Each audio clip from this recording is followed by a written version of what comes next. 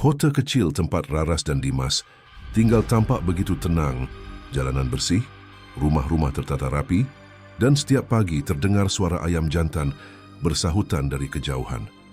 Di salah satu sudut perumahan itu berdiri rumah berwarna krem dengan pagar hitam berukir indah. Rumah yang sering menjadi perbincangan warga. Rumah itu milik pasangan muda yang dianggap sebagai lambang keharmonisan. Raras dan Dimas. Raras adalah sosok perempuan yang lembut, kulitnya sawo matang, rambutnya selalu diikat rapi, dan tutur katanya halus. Sejak menikah dengan Dimas 3 tahun lalu, ia sepenuhnya mengabdikan hidupnya untuk rumah tangga. Setiap pagi, ia bangun lebih awal dari matahari, menyiapkan sarapan sederhana, nasi goreng dengan telur mata sapi dan kopi hitam kesukaan suaminya. Ia menikmati rutinitas itu karena baginya, melihat Dimas berangkat kerja dengan senyum di wajah sudah cukup membuat hari terasa lengkap. Dimas sendiri dikenal sebagai pengusaha muda yang sukses.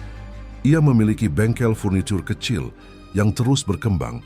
Awalnya hanya menerima pesanan dari warga sekitar, namun kini mulai mendapat pelanggan dari luar kota. Raras bangga pada suaminya.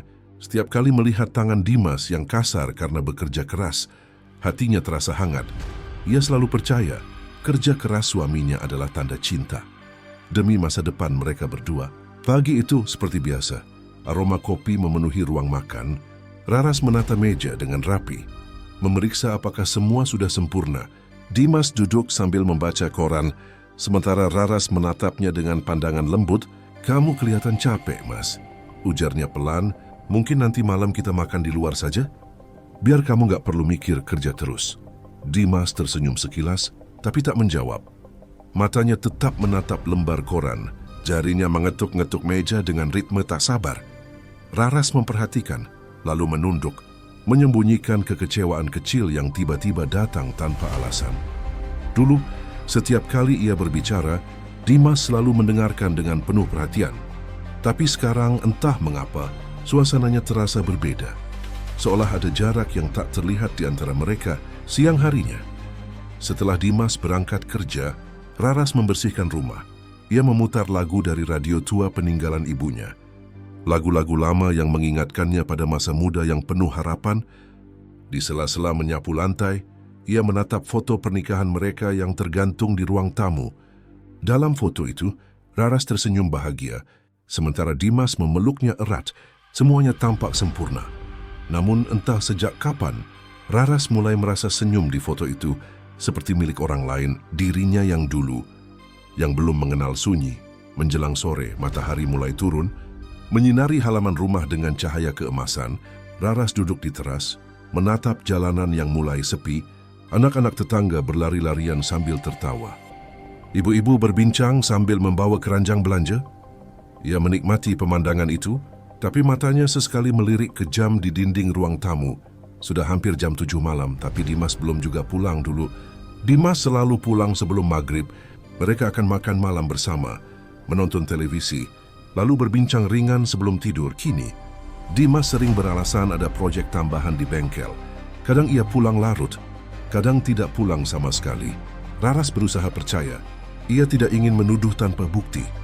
Tapi malam demi malam, rasa sepi itu semakin menekan dadanya. Ia mencoba mengisi waktunya dengan hal lain. Kadang ia menjahit, kadang membaca buku resep. Tapi pikirannya selalu kembali pada Dimas. Ia mulai menghitung jam, menatap layar ponsel setiap kali ada notifikasi. Berharap itu pesan dari suaminya.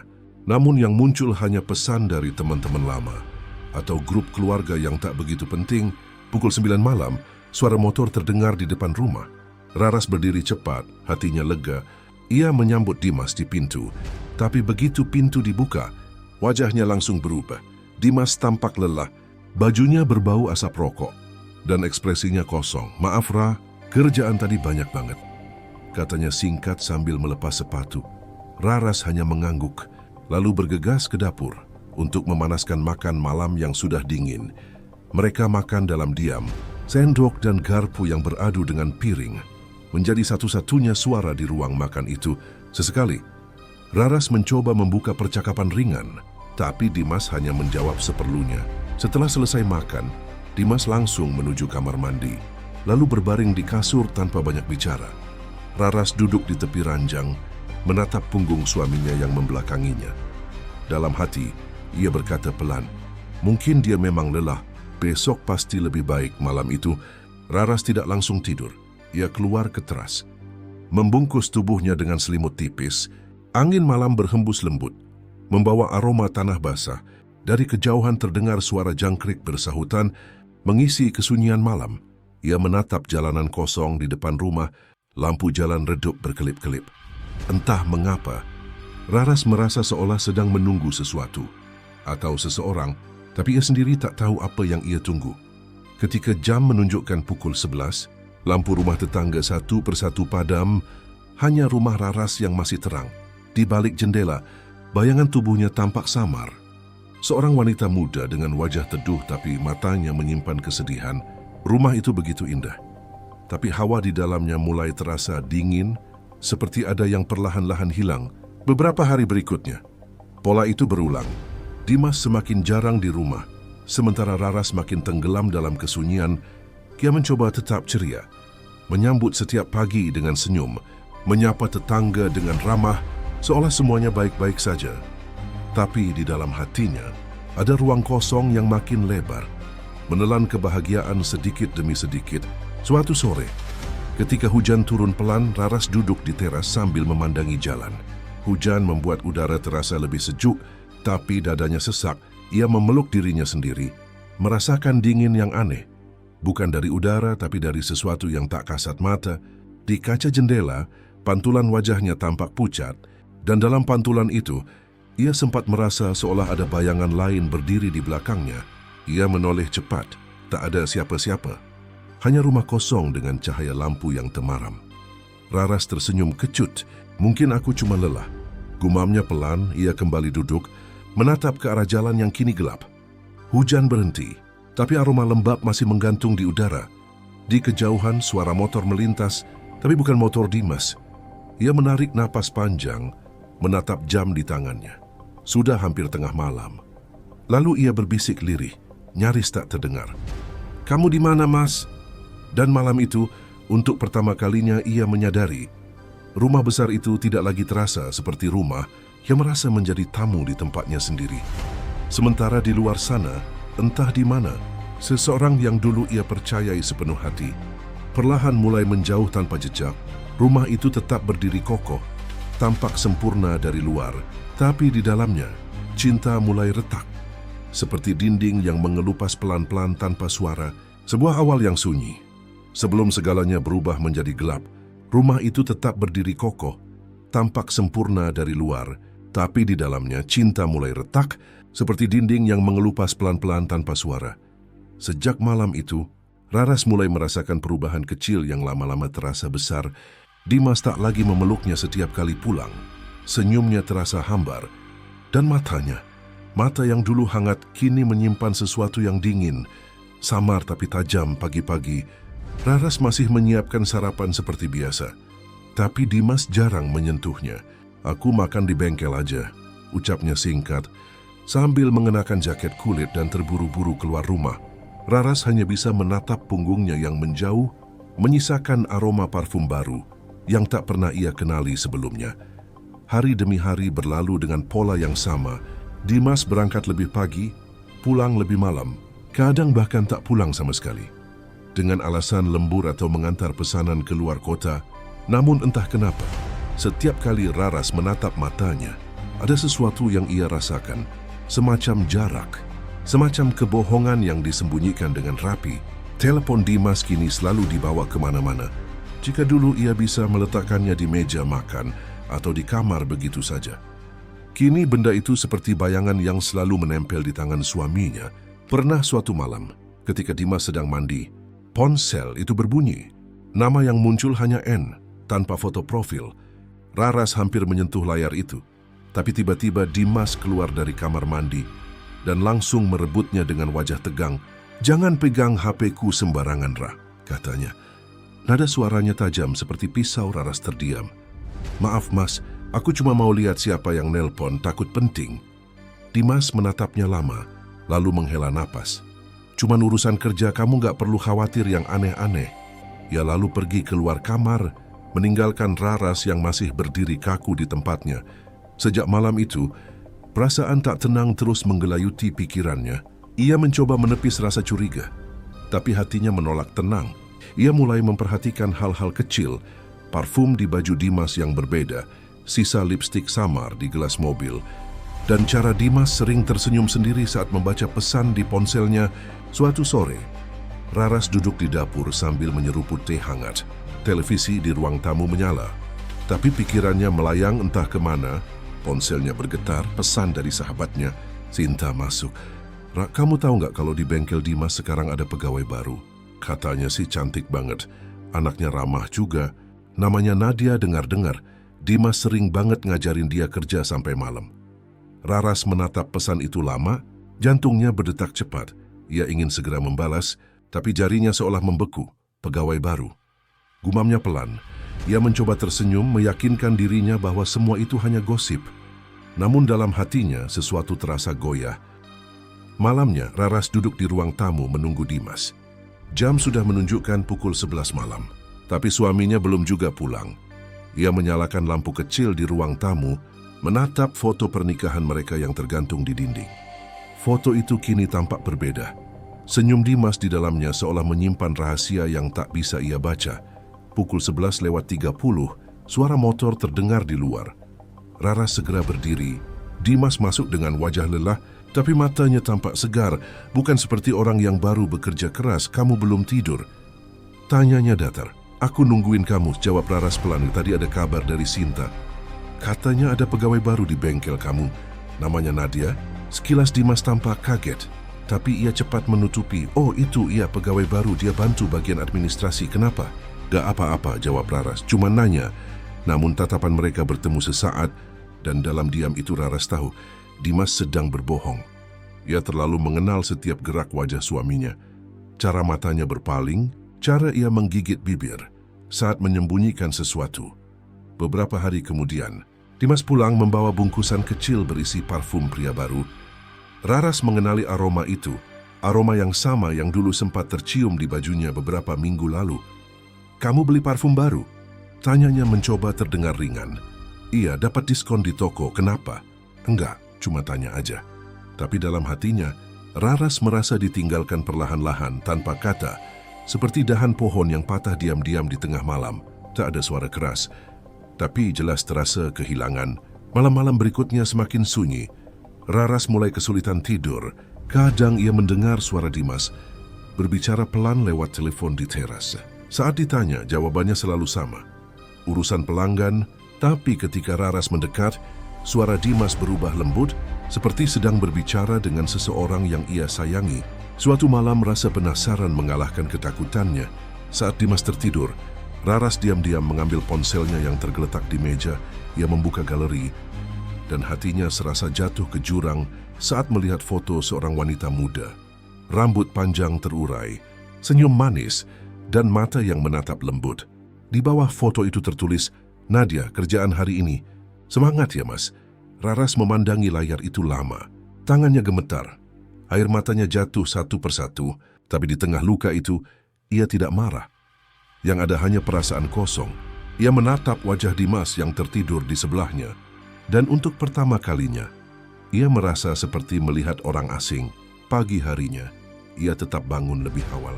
Tetap menyiapkan sarapan, tetap menyapa suaminya dengan senyum, tapi senyum itu bukan lagi senyum dari cinta, melainkan dari kebiasaan, sebuah topeng agar rumah itu tetap terlihat sempurna di mata orang lain.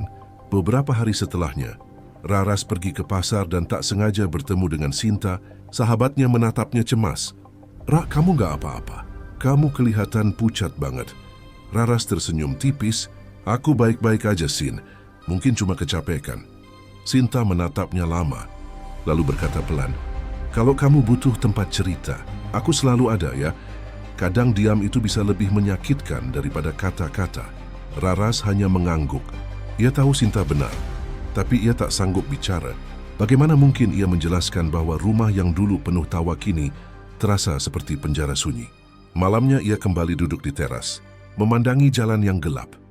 Lampu jalan berkelip lemah. Angin malam berhembus membawa aroma melati dari taman depan. Ia menatap kosong, sambil menggenggam secangkir teh yang sudah dingin. Dalam pikirannya, hanya ada satu pertanyaan yang terus berputar. Sejak kapan Dimas berhenti mencintainya? Di dalam rumah jam berdetak pelan. Setiap dentangnya seperti mengingatkan bahwa waktu terus berjalan, tapi hatinya terjebak di tempat yang sama. Di antara harapan yang memudar dan cinta yang perlahan mati. Rumah itu masih tampak hangat bagi orang luar, tapi bagi Raras, setiap dindingnya kini memantulkan sunyi.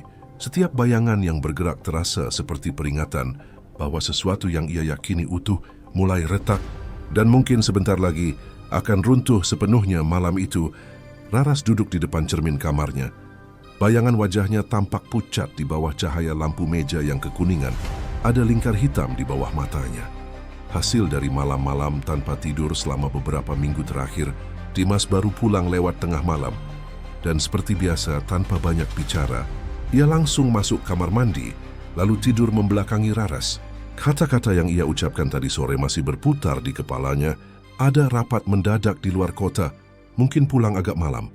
Nada suaranya datar, tanpa ekspresi. Raras tahu itu bukan rapat, ada sesuatu yang disembunyikan Dimas. Firasat seorang istri jarang salah. Pagi tadi, saat ia hendak menjemur pakaian, ia melihat jaket Dimas tergantung di kursi ruang tamu. Saat hendak merapikannya, ponsel suaminya jatuh dari saku.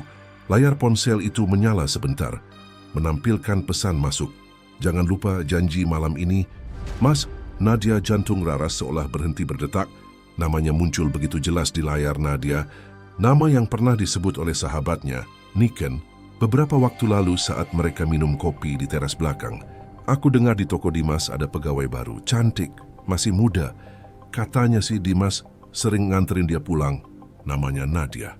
Waktu itu Raras menepisnya, ia bahkan tertawa kecil, berusaha menyangkal perasaan aneh yang muncul di dadanya. Tapi kini, semua kepingan kecurigaan itu seolah menyatu menjadi satu gambaran yang menyakitkan. Malam itu, setelah Dimas berpamitan untuk rapat luar kota, Raras diam-diam mengikuti dari belakang. Ia memakai jaket hitam dan masker, menyetir pelan mobil tuanya, menjaga jarak agar tidak ketahuan. Hujan rintik-rintik turun, membuat jalanan licin dan lengang. Mobil Dimas berhenti di depan sebuah kafe kecil di pinggiran kota. Tempat yang jarang dikunjungi orang. Raras mematikan mesin dan menatap dari balik kaca mobil. Dari jendela kafe yang berembun, ia bisa melihat siluet Dimas duduk di pojok bersama seorang wanita muda berambut sebahu. Nadia. Raras menatap lama. Matanya perih bukan karena hujan, tapi karena air mata yang menahan diri untuk tidak jatuh. Ia melihat bagaimana Dimas menatap gadis itu dengan lembut. Tatapan yang dulu selalu diberikan kepadanya. Mereka tertawa, saling berpegangan tangan. Nadia menyentuh pipi Dimas dengan lembut, dan pria itu tidak menolak. Seketika dada Raras terasa sesak, napasnya tercekat. Rasanya seperti ada sesuatu yang menghancurkan bagian terdalam dari hatinya. Ia tidak sanggup lagi melihat lebih lama. Ia menunduk, menggenggam setir erat-erat, berusaha menahan tangis yang pecah di tenggorokannya. "Kenapa, Mas?" bisiknya pelan. "Apa aku sudah tak cukup?" Hujan semakin deras. Suaranya menutupi isakan kecil Raras yang akhirnya pecah. Ia duduk di mobil selama lebih dari 1 jam, menatap kosong ke arah kafe, hingga lampu di dalam mulai padam, dan Dimas keluar sambil menuntun Nadia ke mobilnya. Mereka tertawa di bawah payung yang sama. Raras mengikuti dari kejauhan hingga mereka berpisah di pertigaan jalan, lalu berbalik arah menuju rumah. Sepanjang perjalanan, pikirannya kosong.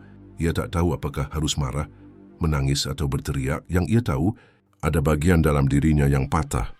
Patah dengan suara yang tak bisa didengar siapapun. Sampai di rumah, ia langsung masuk ke kamarnya.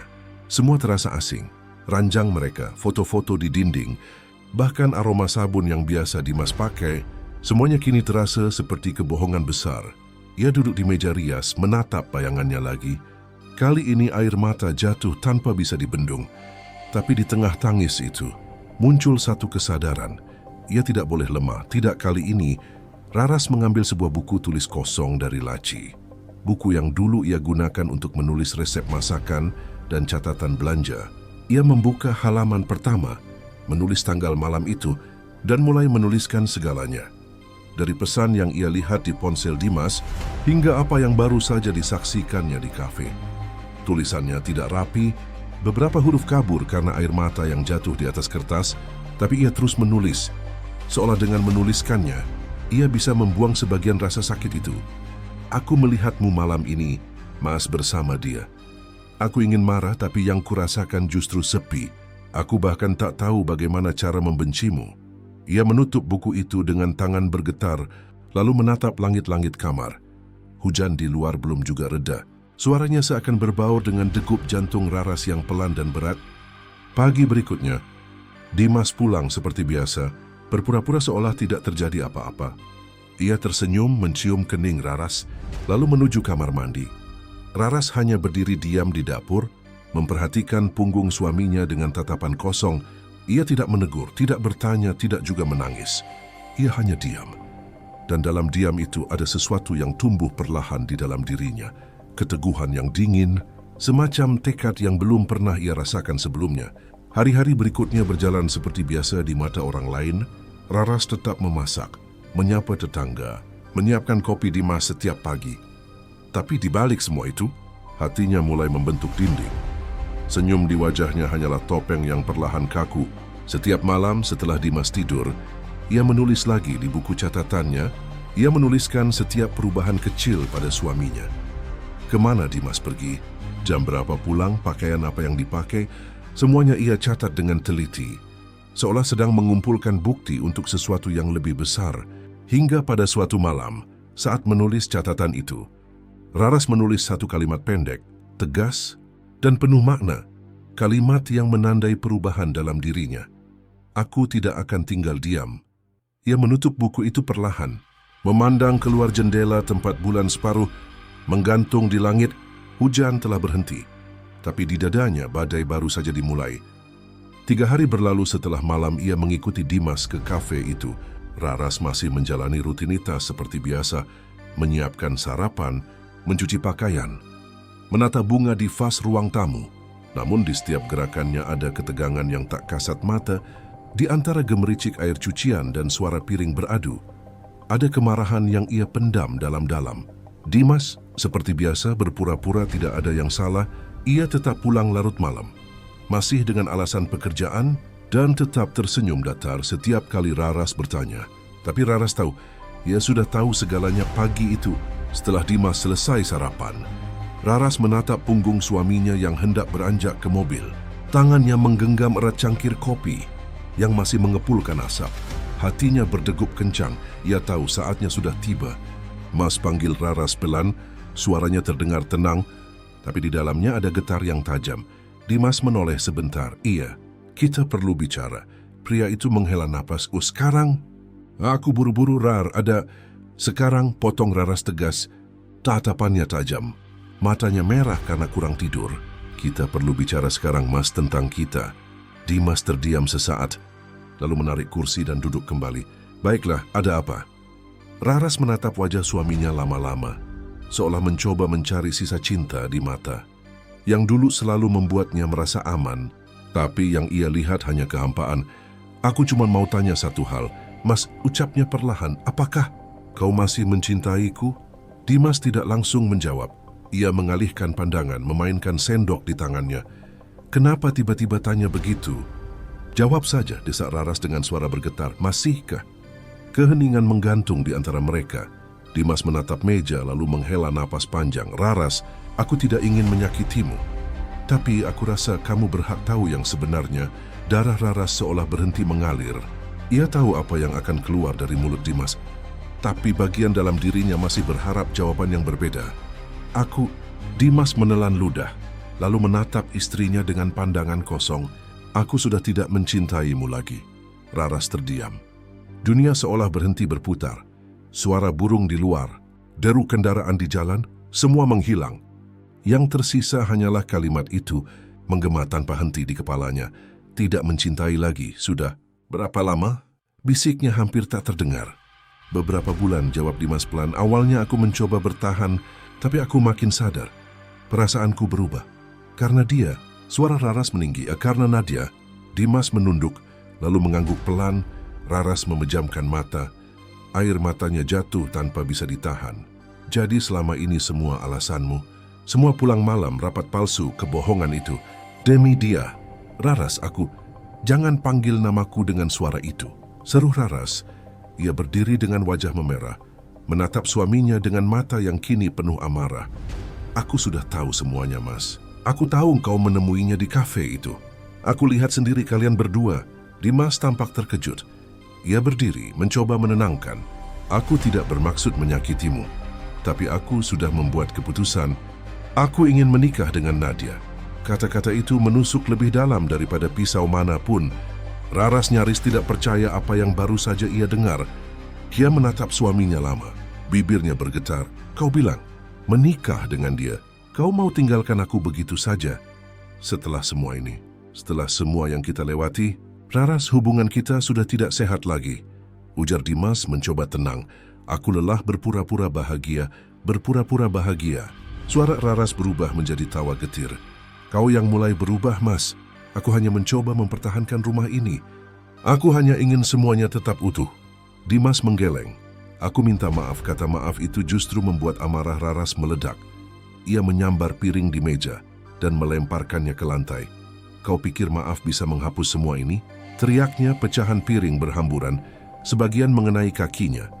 Tapi ia tidak peduli. Dimas menatapnya dengan wajah tegang. Kau butuh tenang, Raras. Tenang. Raras tertawa, air matanya jatuh bersamaan dengan tawa yang getir. Kau hancurkan rumah tangga kita. Kau hancurkan hidupku, lalu suruh aku tenang. Ia mengambil bingkai foto mereka berdua di rak. Foto saat pernikahan mereka 5 tahun lalu, dan menghantamkannya ke meja hingga kacanya pecah. Ini yang kau hancurkan, Mas. Janji-janji itu, semua yang kau ucapkan di depan Tuhan. Dimas memejamkan mata, menahan emosi. Aku pergi dulu. Kita bicarakan ini lagi nanti kalau kamu sudah tenang. Ia mengambil kunci mobilnya dan bergegas keluar. Raras mengejarnya sampai teras. Menjerit di tengah hujan yang mulai turun.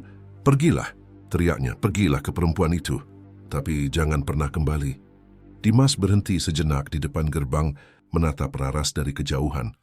Wajahnya datar, dingin, tak lagi menunjukkan sisa kasih. Lalu tanpa sepatah kata pun, ia masuk ke mobil dan pergi. Raras berdiri di bawah hujan, tubuhnya gemetar. Bukan hanya karena dingin, tapi karena hatinya yang kini benar-benar kosong. Rumah besar itu terasa lebih sepi daripada sebelumnya. Setiap sudutnya memantulkan gema tangisan yang tak berujung. Ia masuk kembali ke dalam rumah, menatap kekacauan di ruang makan.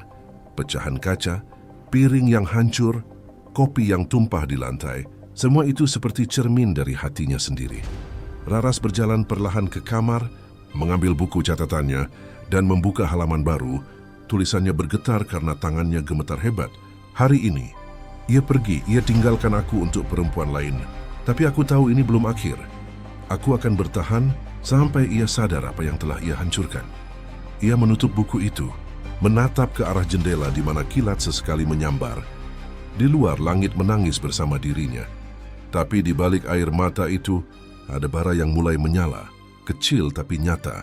Dalam kesunyian malam yang diselimuti hujan, Raras berbisik pelan pada dirinya sendiri. Suara lirih namun tajam seperti janji yang diukir dalam luka. Aku tidak akan membiarkan semua ini berakhir begitu saja. Dan untuk pertama kalinya sejak pernikahan mereka hancur, Raras merasakan sesuatu yang baru dalam dadanya. Bukan cinta, bukan kesedihan, tapi sesuatu yang lebih gelap. Hari-hari berikutnya berjalan lambat dan berat. Raras jarang keluar rumah. Ia lebih banyak duduk di ruang tamu yang sunyi, memandangi pintu depan yang tak lagi diketuk siapapun. Wajahnya pucat, matanya sayu, tapi ada bara yang masih tersisa di sana. Campuran antara cinta, kebencian, dan luka yang belum mengering. Beberapa tetangga mulai berbisik-bisik, ada yang bilang Raras mulai tidak waras. Ada pula yang merasa kasihan, namun Raras tidak peduli. Ia hanya menunggu seseorang yang pada akhirnya harus kembali ke rumah itu. Dan penantian itu terbayar. Sore itu, suara mesin mobil yang sangat ia kenal terdengar di depan pagar. Raras segera berdiri, menyingkap Gordon, dan melihat sosok Dimas keluar dari mobil dengan wajah datar. Pria itu datang sendirian tanpa Nadia. Ia tampak tergesa, membawa koper dan beberapa kardus. Raras bergegas membuka pintu sebelum Dimas sempat mengetuk, "Mas datang juga." Ucapnya lirih namun dengan senyum yang aneh. Dimas menunduk, tidak berani menatap lama. Aku cuma mau ambil barang-barangku tidak lama. Silakan, jawab Raras, menyingkir dari pintu. Rumah ini masih rumahmu.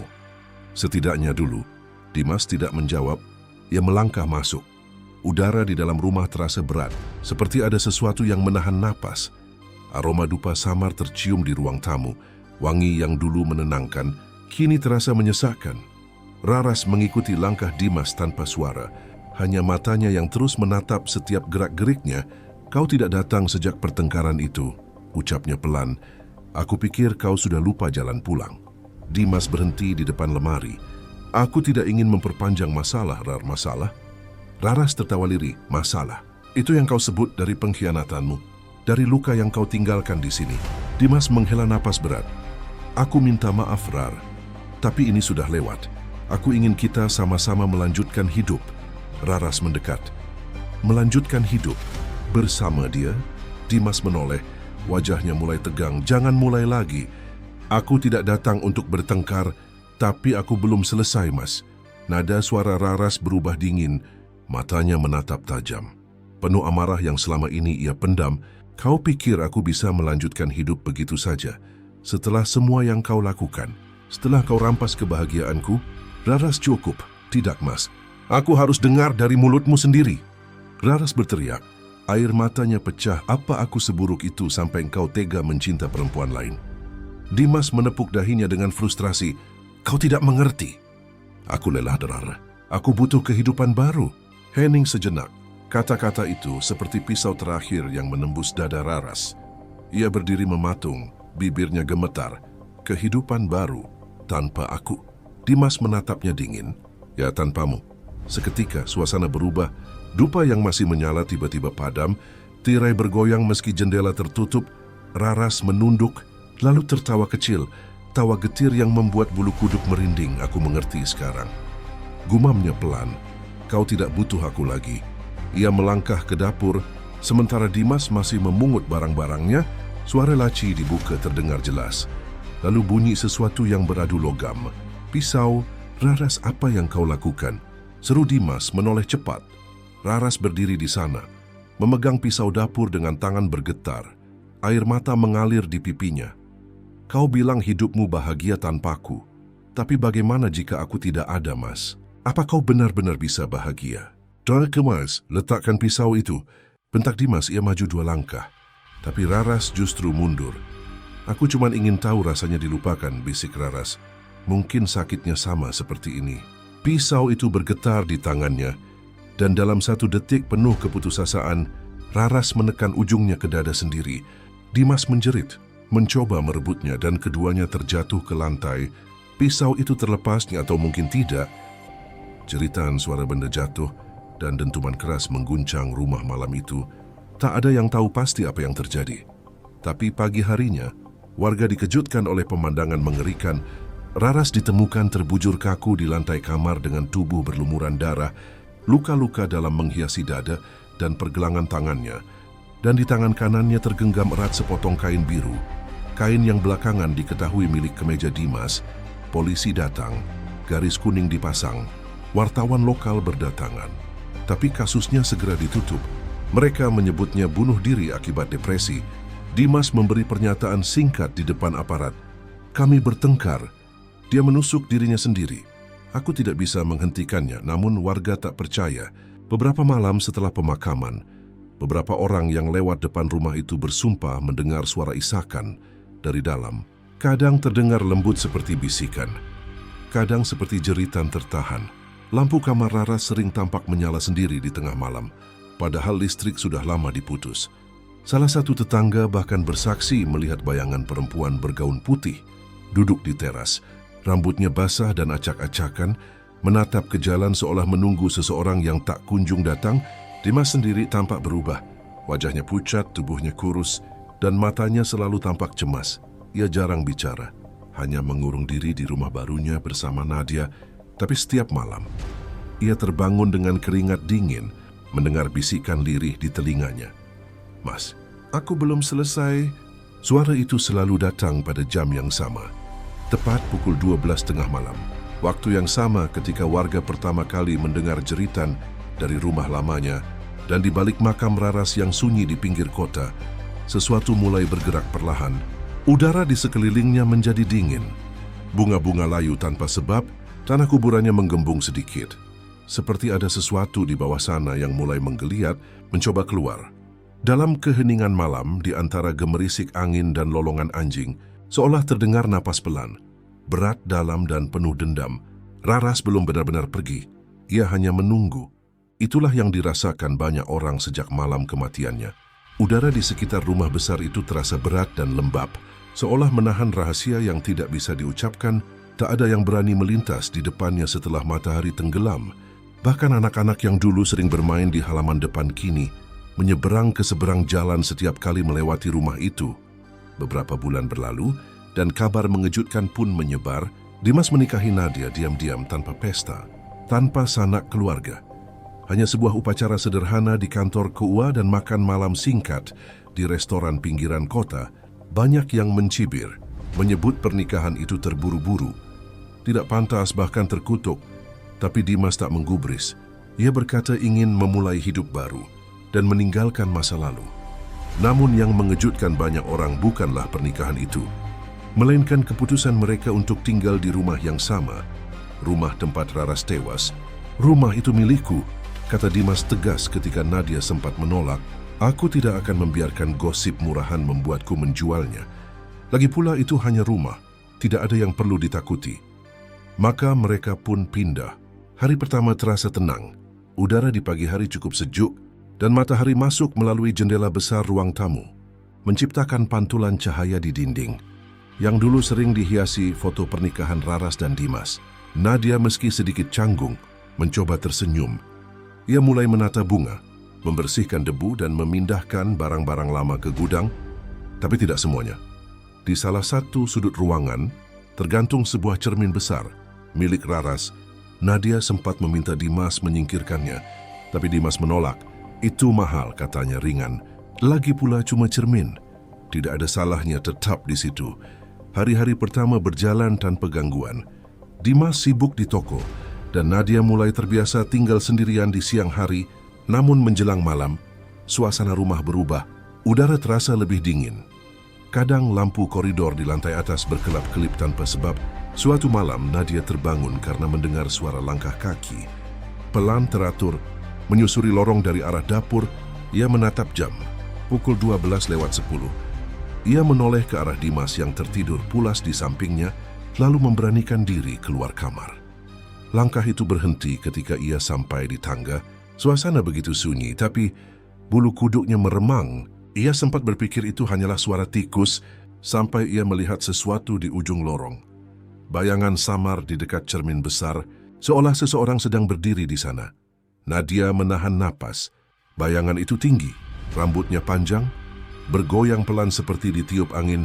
Ia memejamkan mata sejenak, lalu membukanya kembali. Bayangan itu sudah hilang, tapi dari arah cermin terdengar bunyi pelan, seperti bisikan. Kau mengambil yang bukan milikmu. Nadia menjerit, membuat Dimas terbangun dan segera menghampirinya. Ada apa? Tanyanya setengah marah. Aku lihat seseorang di sana. Di cermin. Nadia menunjuk dengan tangan gemetar. Dimas mendesah lalu menyalakan lampu. Tidak ada apa-apa. Kau cuma mimpi. Ia menatap Nadia dengan wajah jengkel. Sudah kubilang jangan biarkan pikiranmu terpengaruh gosip orang kampung.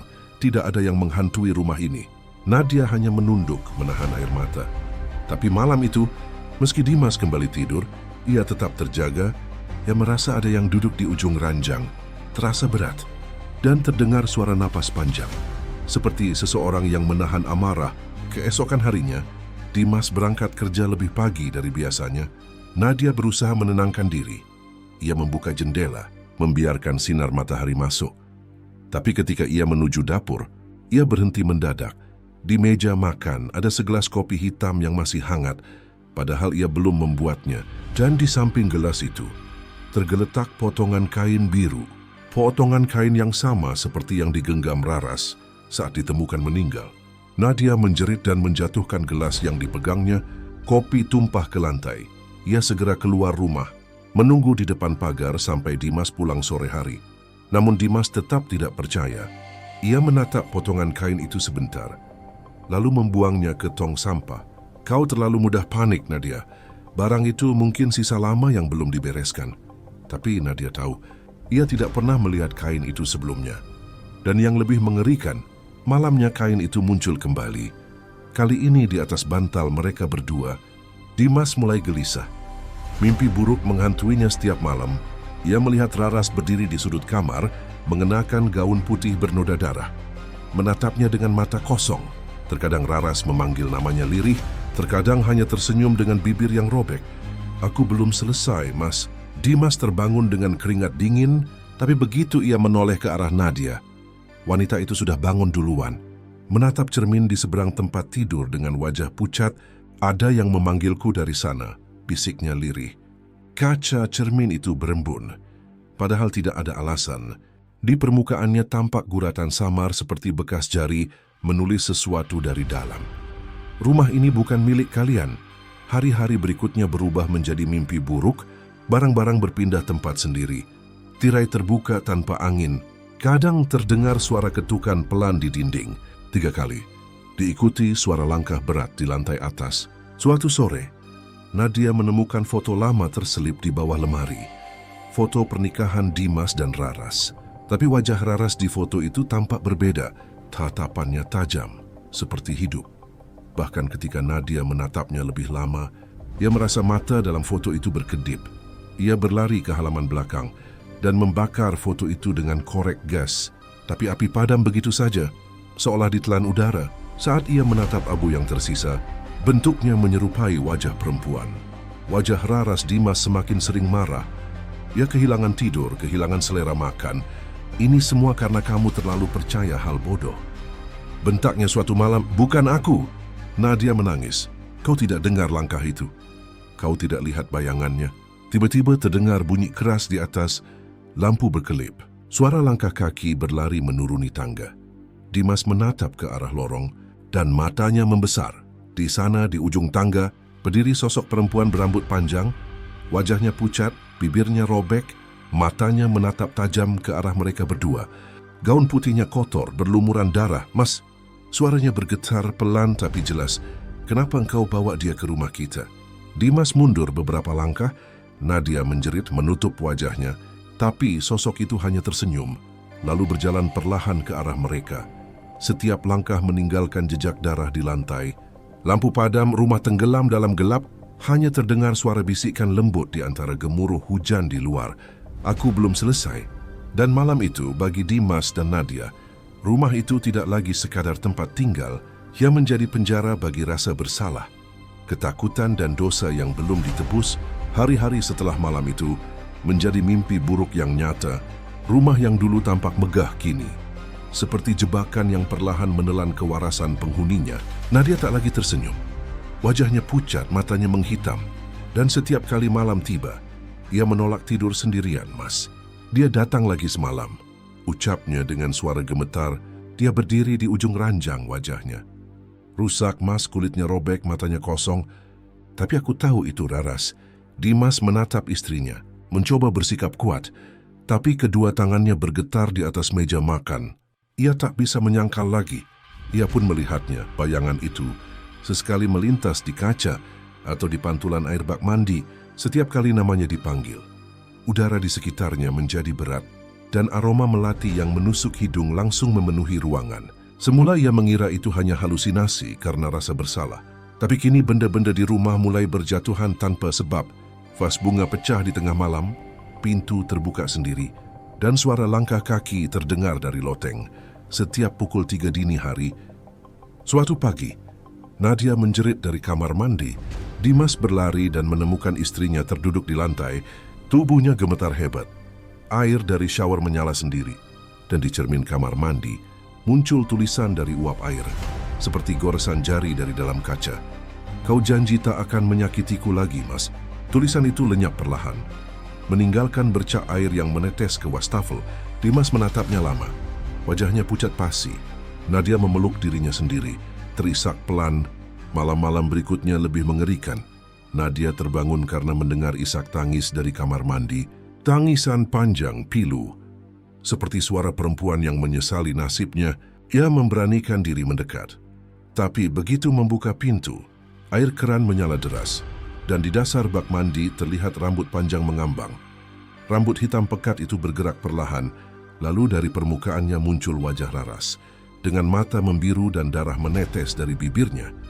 Nadia menjerit sekuat tenaga. Dimas berlari.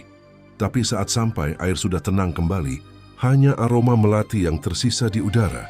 Sudah cukup. Aku akan jual rumah ini. Bentar Dimas keesokan harinya. Suaranya parau karena kurang tidur.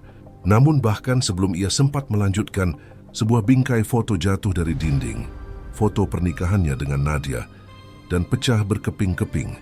Pecahan kaca menancap di telapak kakinya dan darahnya menetes ke lantai.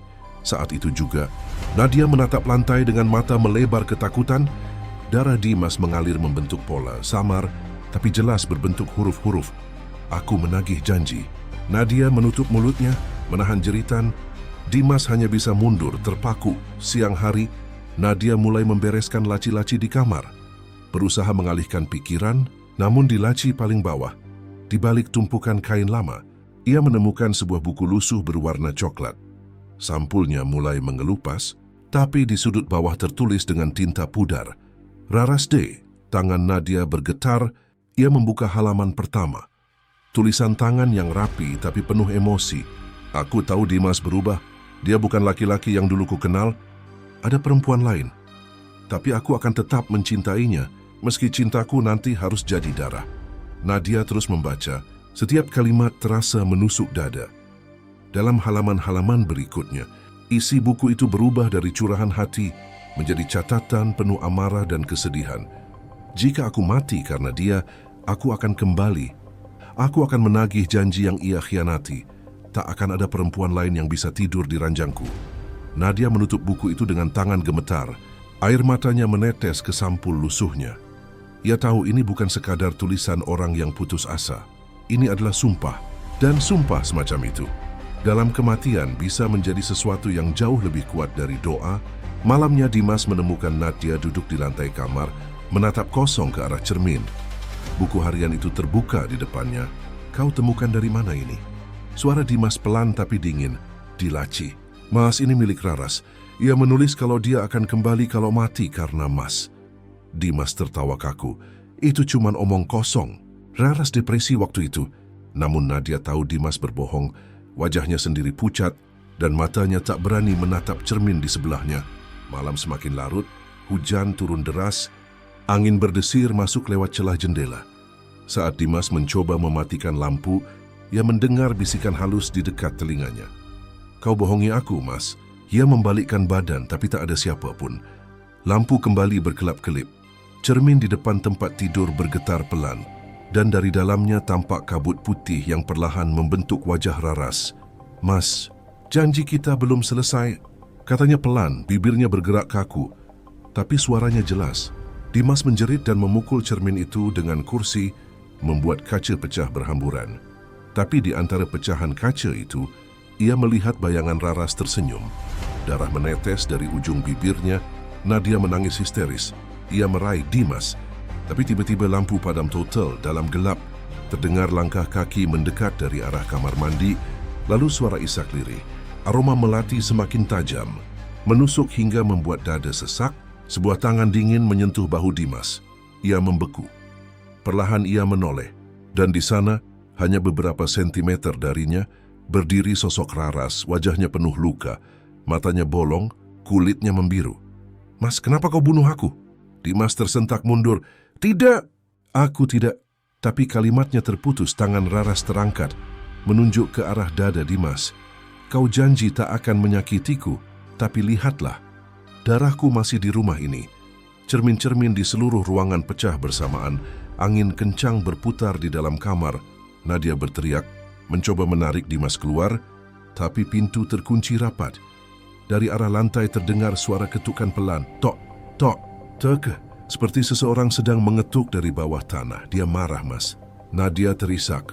Dia menuntut apa yang belum selesai. Dimas terduduk di lantai. Wajahnya pucat seperti mayat. Dalam kepalanya, suara Raras terus berbisik.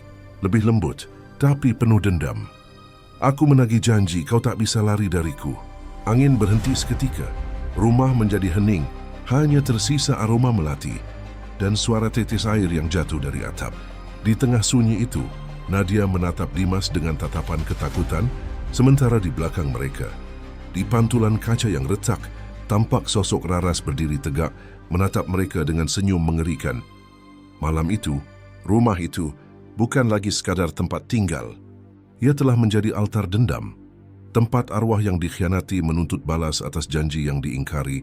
Senyum mengerikan itu masih membekas di cermin retak, menatap Dimas dan Nadia yang kini terpojok di sudut kamar. Aroma melati semakin tajam, bercampur bau besi dan darah. Hujan di luar rumah turun semakin deras. Petir menyambar-nyambar, seolah langit sendiri ikut menyaksikan malam paling kelam dalam hidup mereka. Nadia memeluk Dimas erat. Tubuhnya gemetar hebat. Mas, dia masih di sini. Suaranya lirih, nyaris tak terdengar. Tapi Dimas tahu, udara di sekitar mereka terlalu dingin, terlalu sunyi untuk dianggap biasa. Setiap helaan napas seperti menyentuh sesuatu yang tak kasat mata. Lalu terdengar suara langkah pelan, tap, tap, tap. Dari arah lorong kamar, muncul bayangan panjang yang perlahan menembus cahaya lampu tidur yang berkelip-kelip. Dimas menatapnya dengan wajah pucat pasi. Rambut panjang kusut tergerai, menutupi sebagian wajah yang rusak dan penuh luka. Gaun putih yang dulu sering dipakai Raras kini berlumuran darah kering. Dari ujung jemarinya menetes cairan gelap ke lantai kayu. Mas, suaranya terdengar pelan lirih. Namun setiap suku katanya menembus jantung. Kau janji takkan menyakitiku lagi. Dimas merosot ke lantai.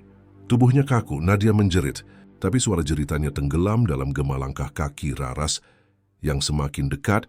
Lampu tiba-tiba padam, gelap total.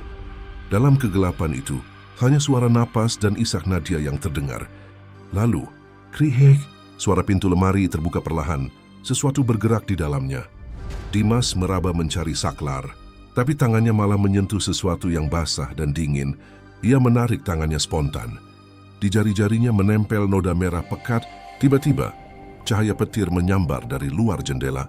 Dalam sekejap kilatan itu terlihat jelas. Raras berdiri di depan mereka, wajahnya separuh hancur. Matanya kosong menatap tajam, tubuhnya menggigil, tapi senyum itu, senyum yang sama seperti di malam pernikahan mereka dulu. Hanya kini disertai darah yang menetes dari bibirnya. Mas Dimas, katanya pelan, aku datang di malam pertamamu yang baru untuk menagih janji. Suara tawa lirih memenuhi ruangan. Cermin-cermin di dinding mulai bergetar, retakannya melebar satu persatu. Nadia berlari menuju pintu, memutar kenop dengan panik, tapi pintu terkunci rapat. Ia memukulnya berkali-kali, menangis histeris, tapi tak bergeming sedikit pun. Buka, Mas. Tolong buka. Tidak bisa. Dimas menariknya mundur. Jangan dekat jendela. Belum sempat ia melanjutkan. Cermin besar di belakang mereka pecah keras. Pecahannya melayang di udara, berputar seolah digerakkan angin dari dunia lain. Dari antara serpihan kaca itu, tangan pucat Raras muncul, lalu seluruh tubuhnya menembus keluar. Ia kini berdiri sepenuhnya di dalam kamar. Wujudnya begitu nyata, rambut kusut, kulit membiru, dan mata bolong meneteskan darah hitam.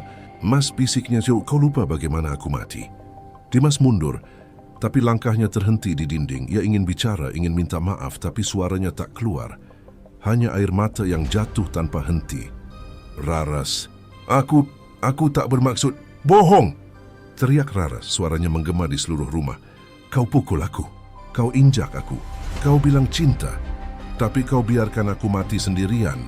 Tubuh Raras bergetar. Dan seketika ruangan seolah meledak oleh amarahnya. Lampu gantung di langit-langit berayun kencang. Jendela terbuka lebar. Angin kencang menerpa dari segala arah. Tirai berputar. Benda-benda terlempar dari meja. Nadia tersungkur di lantai, menutup telinganya sambil menangis ketakutan, tapi Raras menatapnya dingin. Dan kau, perempuan perampas. Ia melangkah mendekat, dan setiap langkahnya meninggalkan jejak darah di lantai. Nadia merangkak mundur, terisak, bukan aku yang membunuhmu, tapi kau menertawakan aku. Kau tidur di ranjangku, di tempat aku mengembuskan napas terakhir. Seketika udara menjadi beku. Dari langit-langit menetes cairan merah, menodai spray tempat tidur. Raras menunduk, menatap Dimas dan Nadia bergantian. Senyumnya perlahan berubah jadi tawa, bukan tawa bahagia, melainkan tawa getir nyaring penuh dendam. Sekarang giliran kalian merasakan bagaimana rasanya mati perlahan. Dengan satu gerakan, Raras melesat ke arah Dimas. Tubuhnya menghantam dada suaminya dengan kekuatan tak terlihat. Dimas terpental keras ke dinding, menabrak rak buku hingga kayunya hancur. Ia menjerit kesakitan, mencoba bangkit, tapi tubuhnya tak bisa digerakkan. Di dadanya tampak bekas goresan panjang seperti cakaran. Darah mengalir deras dari luka itu. "Raras, ampun! Aku salah!" Dimas memohon. Suaranya bergetar hebat, tapi Raras hanya menatapnya dingin. "Ampun tak bisa menebus dosa, Mas." Darah menuntut darah. Ia mengangkat tangannya perlahan dan seluruh ruangan bergetar dari lantai. Bercak darah merayap membentuk tulisan samar. "Aku menagih janji." Nadia menjerit ketakutan. Ia berlari ke arah jendela, mencoba memecahkannya dengan vas bunga. Tapi begitu kaca pecah, yang ia lihat di luar bukan halaman rumah, melainkan wajah Raras yang lain. Menatap dari balik kegelapan, ia mundur menabrak dinding, tubuhnya gemetar hebat. Sementara itu, Dimas merangkak di lantai, berusaha mencapai pintu, tapi setiap kali ia bergerak, Raras muncul di depannya, wajahnya berubah-ubah. Kadang seperti dulu saat masih hidup, lembut dan penuh cinta. Lalu sekejap kemudian rusak, membusuk, dan menyeramkan. "Kenapa kau tinggalkan aku, Mas?" Suaranya berubah menjadi bisikan. "Bukankah kita berjanji sehidup semati?" Dimas menutup telinganya, berteriak sekencang mungkin, tapi suaranya tenggelam oleh deru angin dan gemuruh petir. Raras kini berdiri di atas tubuhnya, menunduk, lalu berlutut di depan wajah Dimas. "Aku masih mencintaimu, Mas," katanya lembut. "Tapi cintaku kini hanyalah kutukan." Tangannya yang dingin menyentuh pipi Dimas, dan seketika kulit Dimas memucat, napasnya tersengal. Matanya melotot ketakutan. Di ujung bibir Raras, senyum tipis muncul. Senyum yang tak lagi manusiawi. Tiba-tiba, semua lampu kembali menyala sejenak, memperlihatkan pemandangan mengerikan. Dimas tergeletak di lantai, tubuhnya kaku, darah keluar dari mulutnya. Nadia berteriak, tapi Raras sudah menatapnya. "Sekarang kau, Nadia." Tubuh Raras melayang perlahan. Rambutnya terurai liar, dan dari matanya menetes darah hitam pekat. Nadia tersungkur, berusaha meraih pintu, tapi bayangan Raras sudah menutupi seluruh ruangan. Lampu padam lagi, gelap menyelimuti segalanya. Lalu hanya terdengar satu hal, teriakan panjang, menusuk, sebelum akhirnya rumah itu kembali sunyi. Ketika pagi tiba, hujan telah berhenti. Polisi yang datang karena laporan warga menemukan rumah itu porak-poranda. Cermin pecah di setiap ruangan, dan di dinding kamar pengantin tertulis dengan darah, "Kau janji takkan menyakitiku." Rumah itu kemudian dikenal warga sebagai rumah kutukan. Tak ada yang berani mendekat setelah malam itu. Namun setiap kali malam hujan turun, orang-orang bersumpah masih bisa mendengar suara perempuan bernyanyi lirih di dalamnya, menyebut nama Dimas dengan nada yang lembut, sekaligus penuh dendam. Teriakan Nadia masih menggema di dalam rumah itu, menembus kesunyian malam yang telah berubah menjadi saksi kengerian. Lampu yang sempat padam kini menyala redup, berkelap-kelip seperti berjuang melawan kekuatan gelap yang baru saja meledak. Cermin di dinding hancur berkeping, dan di antara pecahan kaca itu, tubuh Dimas tergeletak kaku. Matanya terbuka lebar, menatap kosong ke langit-langit, seolah masih melihat sesuatu yang tak bisa dijelaskan manusia. Nadia merangkak pelan di lantai yang lengket oleh darah. Tubuhnya gemetar hebat, wajahnya pucat, rambutnya berantakan, nafasnya memburu, tapi langkahnya tak pernah sampai ke pintu. Seolah rumah itu menelannya, menjebaknya dalam ruang yang tak mengenal arah. Di setiap sudut, aroma melati semakin menyengat, bercampur amis darah dan kayu tua. "Raras, maafkan aku," bisiknya lirih di antara isak. Sebelum akhirnya pandangannya mengabur, pagi datang membawa keheningan yang berbeda. Sinar matahari menembus jendela rumah, yang sebagian besar kacanya retak. Suara burung yang biasanya ramai kini terasa asing, seolah enggan mendekat ke tempat itu. Ketika warga akhirnya memberanikan diri mendobrak pintu rumah, mereka disambut oleh pemandangan yang membekas di ingatan seumur hidup. Ruang tamu porak-poranda, kursi terbalik, dinding penuh coretan darah membentuk jejak tangan. Di kamar utama, Dimas ditemukan terbujur kaku di lantai, tubuhnya membiru dan tulang lehernya patah, seolah ada tangan tak kasat mata yang mencekiknya dengan penuh amarah. Sementara Nadia ditemukan di sudut ruangan, berselimut debu dan darah. Tubuhnya penuh bekas cakaran panjang seperti dicabik binatang buas. Ia masih hidup, tapi matanya kosong, seakan jiwanya tertinggal di tempat lain. Polisi datang, mengamankan lokasi, tapi mereka pun saling bertukar pandang tak percaya. Tidak ada tanda masuk paksa, tidak ada jejak orang lain, semua pintu terkunci dari dalam. Satu-satunya penjelasan hanyalah humor, sesuatu yang tak bisa dijelaskan. Beberapa hari kemudian, berita tentang kejadian itu menyebar cepat. Rumah Dimas disebut-sebut sebagai rumah terkutuk, tempat arwah seorang wanita yang mati mengenaskan, menagih janji yang diingkari. Nama Raras kembali disebut. Kali ini dengan nada takut dan penuh bisik-bisik, Nadia sendiri dibawa ke rumah sakit jiwa di pinggiran kota. Sejak sadar dari pingsannya, ia terus berteriak di malam hari, menyebut satu nama dengan nada pilu dan takut sekaligus. "Raras, jangan bawa aku, jangan!" Para perawat bergantian menenangkannya, tapi tak ada yang bisa menghentikan jeritannya. Kadang ia menatap cermin di kamarnya, lalu menjerit histeris sambil menutupi wajah. "Dia di sana! Dia menatapku!" teriaknya.